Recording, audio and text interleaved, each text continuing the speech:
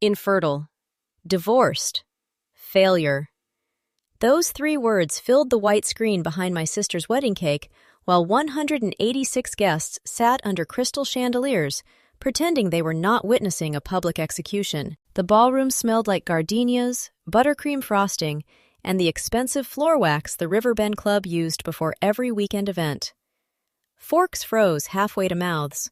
Champagne bubbles ticked softly inside thin glass flutes. My father smiled. He lifted his glass as if the humiliation of his oldest daughter were just another toast on the program. My mother sat beside him in pale blue silk, slowly turning her diamond bracelet around her wrist. My sister, the bride, leaned toward the microphone with a smile so sweet it made my teeth hurt. "Don't feel bad for her," Kelsey said. "Meredith is used to disappointment." A few people laughed because people will laugh at cruelty when it wears a tuxedo and comes with an open bar.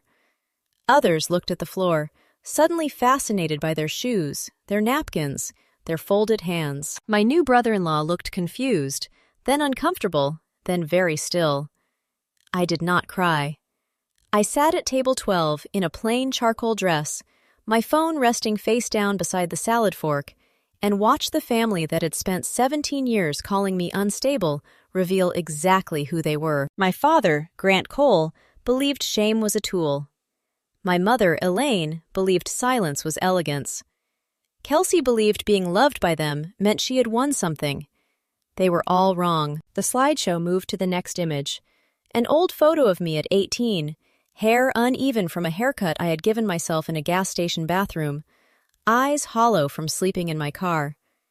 Across my face, in red block letters, appeared one word: drop out. The room made that soft animal sound crowds make when they know something has gone too far, but no one wants to be the first moral person standing. My father leaned back, pleased. My mother dabbed at the corner of her mouth with a linen napkin. I picked up my phone. The message window had been open for 23 minutes. One contact, one word already typed. I had promised myself that if they showed even 1 ounce of mercy, I would close the phone, leave quietly, and let the night belong to Kelsey. But Mercy had never lived in my parents' house. It had only visited occasionally, wearing my grandmother's perfume. I pressed send. Begin! 3 seconds later, the projector froze. The music cut off in the middle of a bright violin run. A speaker popped once, sharp as a slap, and the ballroom fell so silent I could hear ice shift in my mother's glass. Then the screen went black. To understand why one text message destroyed a wedding, exposed a real estate fraud, and ended my family's carefully polished reputation in under 11 minutes, you need to know what happened 4 weeks earlier. It started on a Wednesday night at 10:47 p.m. in my office in Raleigh, North Carolina, while rain tapped the windows like fingernails. I was reviewing elevation drawings for the restoration of the Wake County Probate Courthouse, a building most people drove past without noticing. I noticed everything: cracked limestone above the western arch, water damage behind the clerestory windows, a support beam installed 6 inches off the original 1928 plan. Buildings tell the truth. My phone buzzed beside a cold cup of coffee that tasted like burnt paper. The number was unfamiliar, but local to my hometown, New Bern. I almost let it go to voicemail. Then, some instinct, old and unpleasant, made me answer. "Is this Meredith Cole?" a woman asked. "Yes." "My name is Hannah Price. I'm a night nurse at Stillwater Grove Care Center. Your grandmother asked me to call you." The pencil in my hand stopped moving. My grandmother, Lillian Cole, was 86 years old, small as a sparrow, and stronger than any person I had ever known. She was the only member of my family who loved me without invoices attached. 2 years earlier, after I visited her without my father's permission, my name vanished from her approved visitor list the next morning. "Is she okay?" I asked. "She's stable," Hannah said, "but she is scheduled for heart valve surgery on the 17th. She wanted you to know." I closed my eyes. The office smelled of toner, coffee, and old blueprints. The heat clicked once overhead, then went quiet. "Can I see her?" Hannah hesitated. There are pauses that answer before words do. "Your father told her you may visit," she said carefully, "but only after you attend your sister's wedding." Of course. There was always a condition, always a gate, always my father standing beside it with the key in his pocket, smiling like a reasonable man. Grant Cole never gave love freely because free things could not be used to control people. "There's something else," Hannah said. I sat up straighter. "Your grandmother said to bring the red folder. She said you would know which one." My blood went cold. I did know. 17 years earlier, on my 16th birthday, Lillian had given me 2.14 acres of land outside New Bern, a quiet parcel bordered by Blackwater Creek and 3 long rows of pines. The deed had been recorded legally at Craven County Register of Deeds on April 3rd at 9:12 a.m. She had told me in her soft, tobacco country voice, "A girl needs one thing nobody can threaten to take away." My father tried anyway. When I was 18, he slid transfer papers across our kitchen table and told me to sign. He needed the parcel for a luxury development he called Bellwether Landing. His company had options on every surrounding lot except mine. Without that center strip, the access road would not meet county fire code. Without the access road, the development could not be approved. I said no. 3 days later, the college fund he had bragged about for years disappeared. 8 days later, he told me if I walked out the front door, I should never walk back in. My mother sat at the island stirring tea she had no intention of drinking. Kelsey, 14 at the time, watched from the staircase with the expression of someone learning power by observation. I left with $43, a duffel bag, and a copy of my birth certificate. By sunrise, my father had told half the town I had run away because I was troubled. By the weekend, the story had grown legs.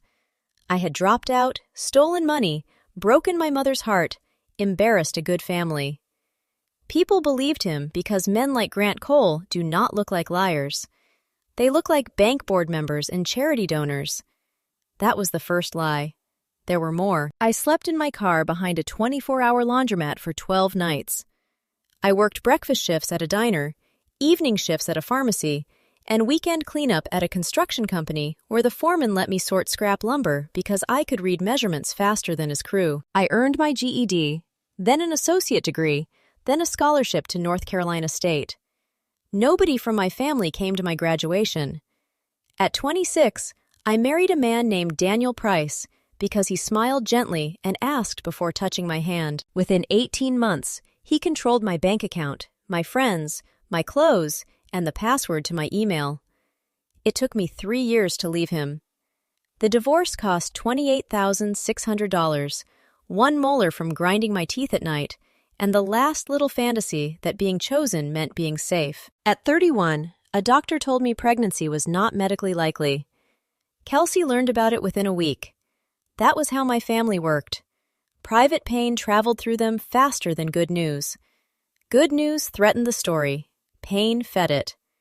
By 35, I was no one's cautionary tale. I was a licensed architect, senior project lead at Merritt and Vale Restoration, and the woman trusted to repair historic buildings because I knew what hidden damage looked like. I owned a townhouse with a blue door. I paid my taxes quarterly. My emergency fund had $41,820 in it on the night Hannah called. Still, one phone call from home made my hand shake.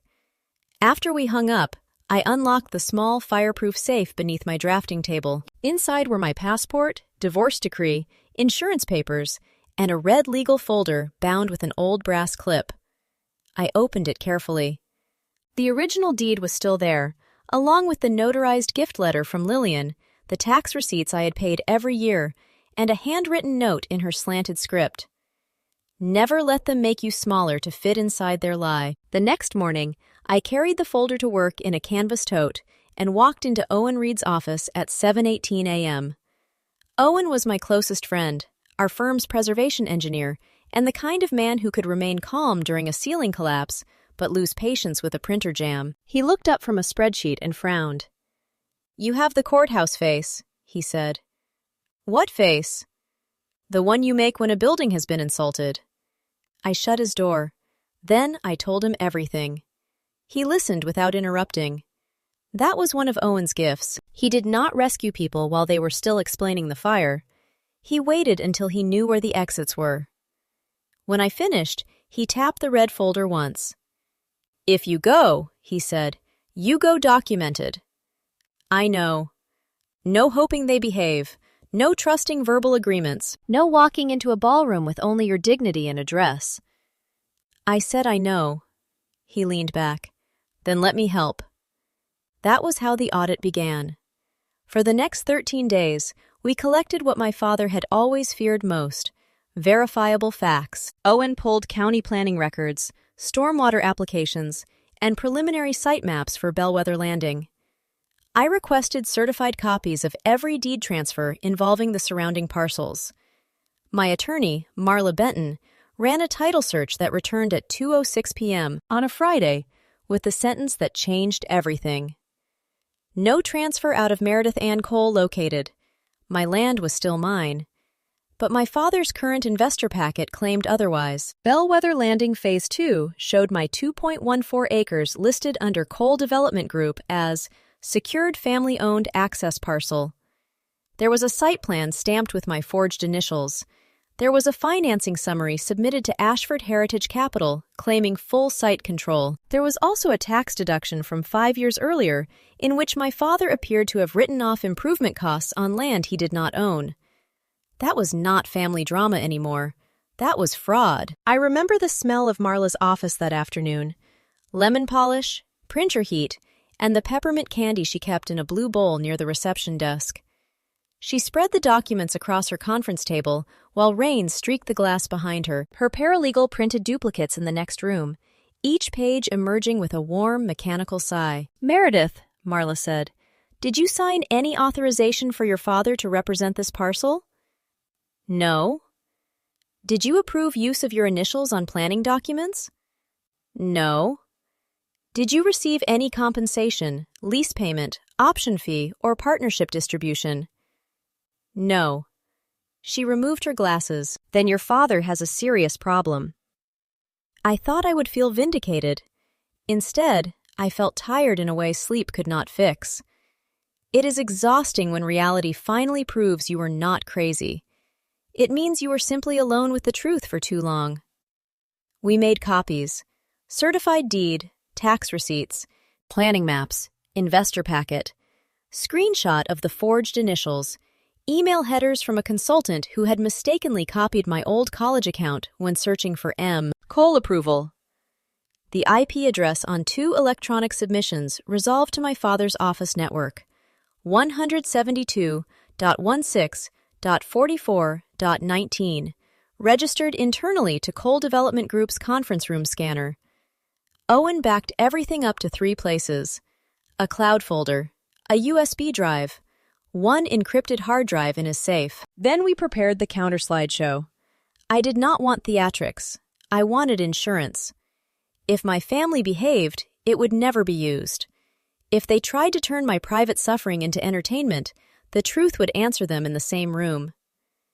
Owen built the file quietly, cleanly, without cruelty. Graduation photo, license verification, awards, project list, deed, site map, timeline.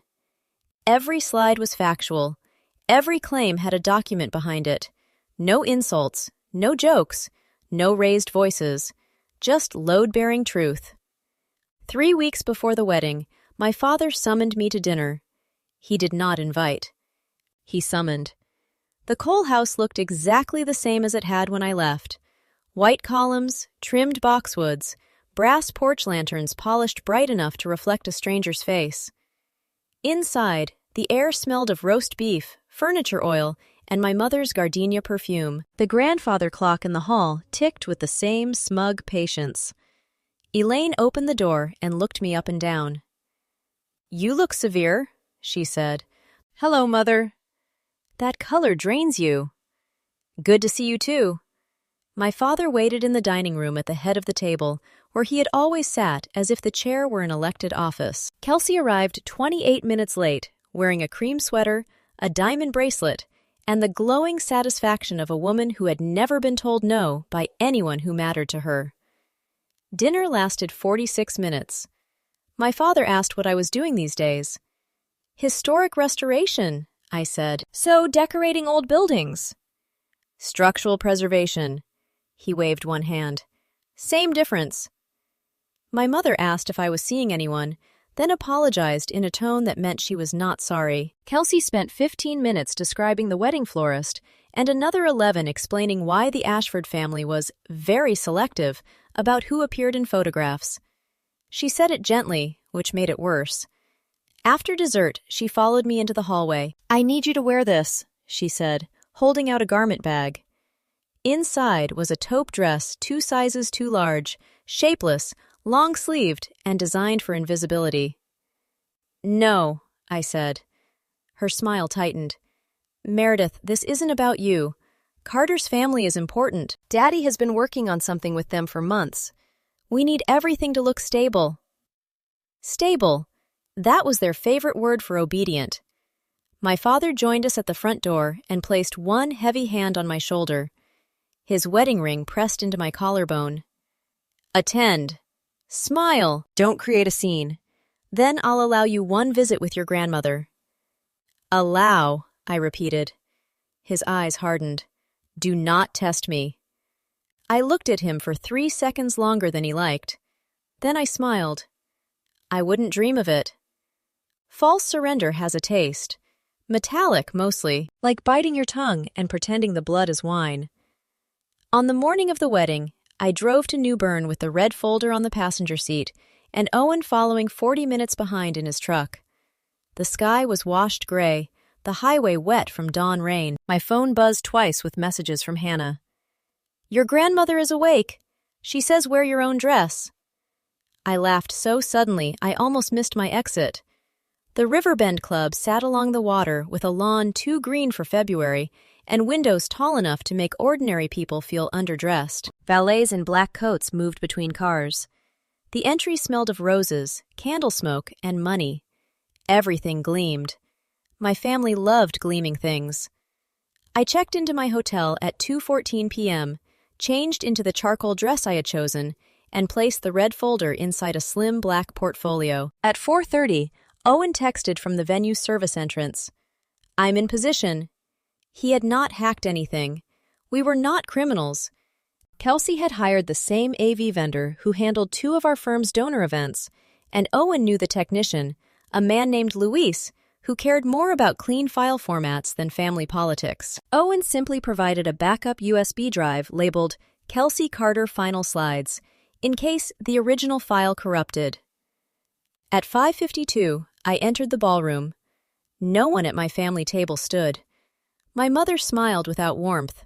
My father checked his watch. Kelsey saw me from across the room, looked at my dress, then looked away as if eye contact might validate my existence. The ceremony was beautiful in the way expensive things can be beautiful without being sincere. White flowers. String quartet. Carter Ashford sang his vows with a nervous crack in his voice. Kelsey glowing under lights chosen specifically to flatter her. For almost an hour, nothing happened. Then the reception began. Toasts came first. Carter's father, Thomas Ashford, spoke about legacy, responsibility, and building things that outlast ego. I noticed my father listening too intently. Thomas controlled Ashford Heritage Capital, the private investment group my father had courted for Bellwether Landing. Beside him sat his wife, Margaret Ashford, founder of the Ashford Trust for Historic Places. Margaret looked familiar. I could not place her at first. Then she walked past my table, glanced at my name card, and paused for half a second. Not enough for anyone else to notice. Enough for me. At 8:09 p.m., the lights dimmed. The slideshow began. Baby pictures, school portraits, family vacations in Cape Cod and Aspen, Kelsey in every frame, shining like the chosen center of gravity. I appeared nowhere. Not as a child, not as a sister, not even by accident in the corner of a photograph. Then the music changed. A playful piano tune bounced through the speakers. My father lifted his glass before the first slide appeared. My mother lowered her chin, already smiling. The screen read, "Let's meet the rest of the family." My phone was in my hand before the first laugh. There I was at 18, standing beside my old car. Drop out. A few guests chuckled. The next slide showed my courthouse divorce record, cropped to reveal my name. Divorced. More laughter. The third slide showed a blurry photo of me leaving the diner where I once worked. Broke. My stomach did not twist. My heart did not race. Something quieter happened. The last soft place inside me closed its door. Then came the final slide. A cartoon cradle, a red X. One word. Infertile. That was when Kelsey took the microphone. "Don't laugh too hard," she said. "She might actually cry." My father lifted his glass. "Just a joke, sweetheart." My mother smiled. I pressed send. "Begin!" The projector froze. The music died, the screen went black, and for one strange second, the only sound in the ballroom was the soft hiss of the espresso machine at the dessert bar. Kelsey frowned. "What happened?" At the AV table, Luis removed one USB drive and inserted another. The screen lit up again. The real Meredith Cole. My father stood so fast his chair struck the floor behind him. "Turn that off!" No one moved. The first slide appeared, my college graduation photo. No one came. I graduated anyway. Whispers moved through the ballroom like wind through dry leaves. Second slide, my architecture license. Licensed architect, North Carolina Board, Certificate 51482. Third slide, award photo from the State Preservation Council. Senior Restoration Architect, Wake County Probate Courthouse, Ashford Trust Consultant. Margaret Ashford slowly turned in her chair. Now I remembered her. She had approved my courthouse proposal 3 months earlier. The next slide showed a clean timeline. College fund revoked, eviction, GED, scholarship, degree, license, divorce decree, medical diagnosis.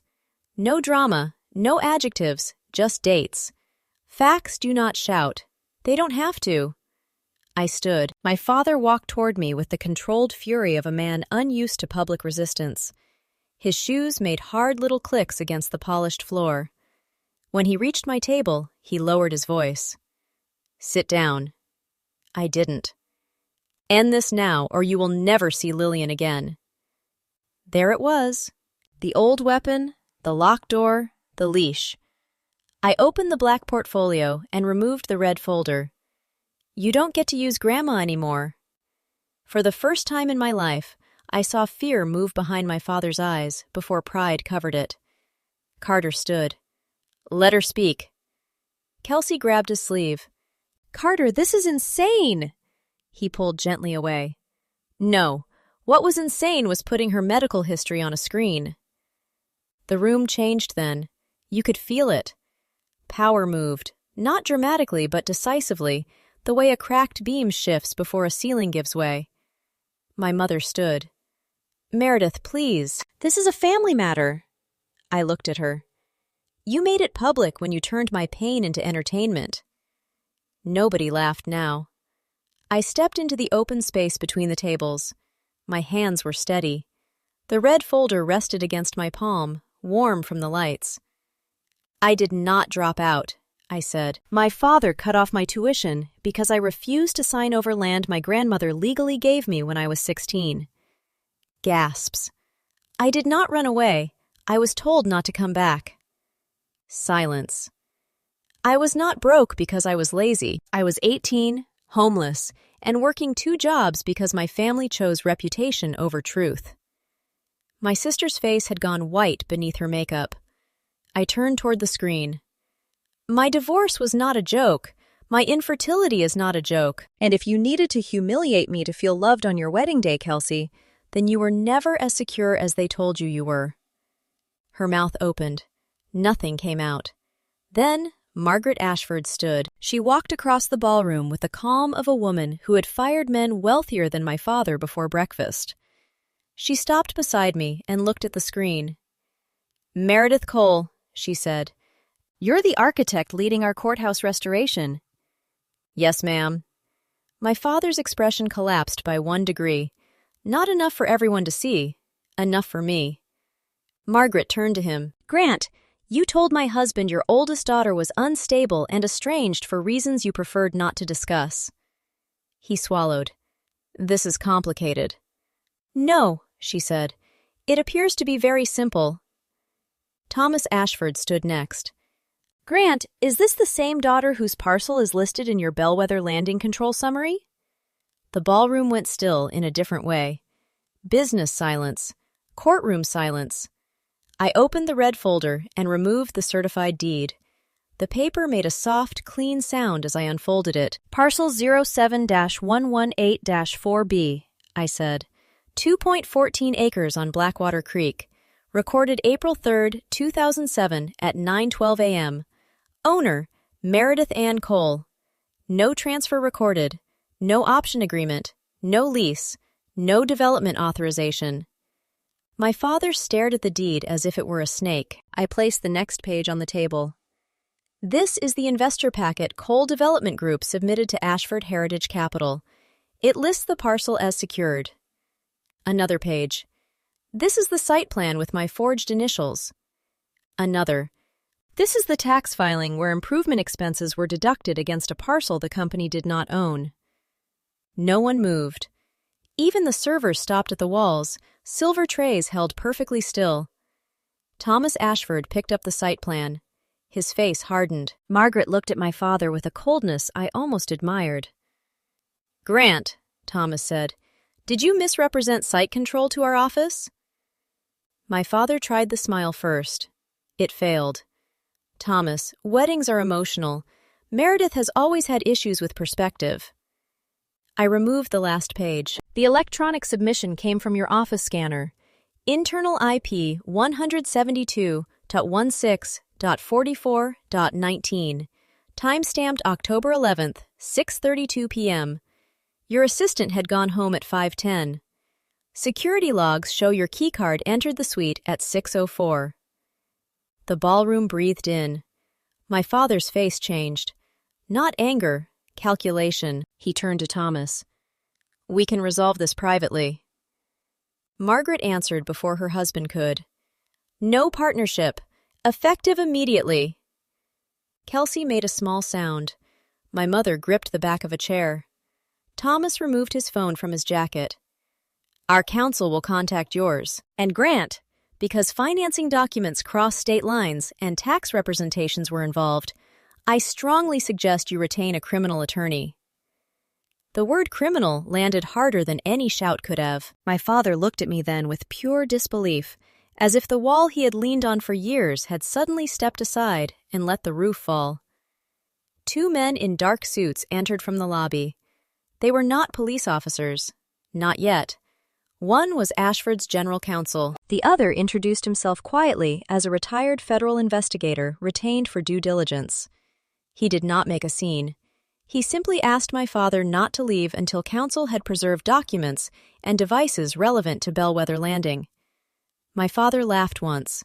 It sounded broken. You think you can hold me here? The investigator's expression did not change. No, sir, but if you leave after being advised of document preservation, it will be included in our report. That was enough. Men like my father fear reports more than fists. Guests began standing. Chairs scraped, clutches snapped shut. Coats were gathered from the backs of seats. Nobody wanted cake. Nobody wanted coffee. Nobody wanted to be photographed inside the collapse. Carter looked at Kelsey. Did you know about the slideshow? Her tears started instantly. It was supposed to be funny. Did you know? She looked toward our mother. That answered him. He removed his wedding ring slowly, not dramatically, just carefully, and placed it beside his untouched champagne. Kelsey stared at it as if it might explain itself. My mother finally faced me. Are you proud of yourself? Her voice shook, but not from remorse, from embarrassment. There is a difference. No, I said. I'm free of you. She flinched. My father leaned close, voice low enough that only I could hear. You have no idea what you've done. I looked at the man who had built a life by making other people afraid of his disappointment. His hair was perfect, his cufflinks were gold, his empire was printed on paper thin enough to tear. I know exactly what I documented. That ended it. Outside, the February air smelled of rain and river mud. Owen waited near my car, holding 2 paper cups of coffee from a gas station across the road. The steam rose between us like a signal. "You okay?" he asked. I looked back at the glowing windows of the Riverbend Club. Inside, my family was learning the cost of public cruelty. Inside, my father was probably calling attorneys. Inside, my sister was staring at a wedding that had become evidence. "No," I said. Then I took the coffee. "But I'm honest. That's better." My phone buzzed before we reached the highway. It was Hannah. "Your grandmother watched the live stream. She said, 'That is my girl. Tell her the red folder looked good under ballroom lights.'" I laughed and cried at the same time, which is not elegant, but freedom rarely is. 3 weeks later, Lillian survived surgery. I visited her at Stillwater Grove on a Tuesday morning that smelled of antiseptic, oatmeal, and the lavender lotion she loved. The hallway floors shone under fluorescent lights. Somewhere, a television played a game show too loudly. She looked smaller in the hospital bed, but her eyes were clear. "You brought the folder?" she asked. "It's in the car." "Good. Never trust a coal man near paper." I laughed until a nurse told us to keep it down. The fallout came in pieces. Ashford Heritage Capital terminated negotiations with Coal Development Group. The county suspended review of Bellwether Landing, pending ownership verification. My father's lender froze the construction line. 2 months later, the North Carolina Department of Revenue opened an inquiry. After that came the IRS letter, then subpoenas, then a settlement that cost him the beach house, the country club membership, and the office with his name carved into limestone. He was not dragged away in handcuffs that night. Real consequences rarely arrive that cleanly. They came by certified mail, by court filing, by calendar notice, by men in suits asking questions my father could not charm away. 14 months after Kelsey's wedding, Grant Cole pleaded guilty to 1 count of wire fraud related to investor documents and agreed to restitution. He received probation, house arrest, and a reputation too damaged to refinance. For him, that was prison. My mother sold jewelry quietly. Her friends stopped inviting her to charity lunches because scandal is contagious among people who think kindness is a brand. Kelsey's marriage was annulled within 6 months. Carter did not hate her. That may have hurt more. He simply said he could not build a life with someone who found humiliation funny until it happened to her. Kelsey called me once. I let it go to voicemail. Her message was 42 seconds long. She cried through most of it. Near the end, she said, "I thought if they loved me more, it meant I was better." I saved the message. I did not call back that day. Forgiveness, I learned, is not a door other people get to kick open because they finally feel bad. Sometimes it is a gate you build slowly, with locks, hinges, and inspection reports. Sometimes it stays closed. My life did not become magically perfect. I still worked late.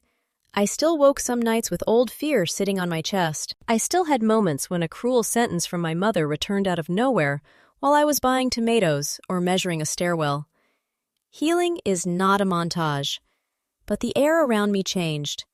I finished the courthouse restorations 7 months ahead of the revised schedule. Margaret Ashford attended the reopening and hugged me in front of 200 donors without mentioning the wedding once.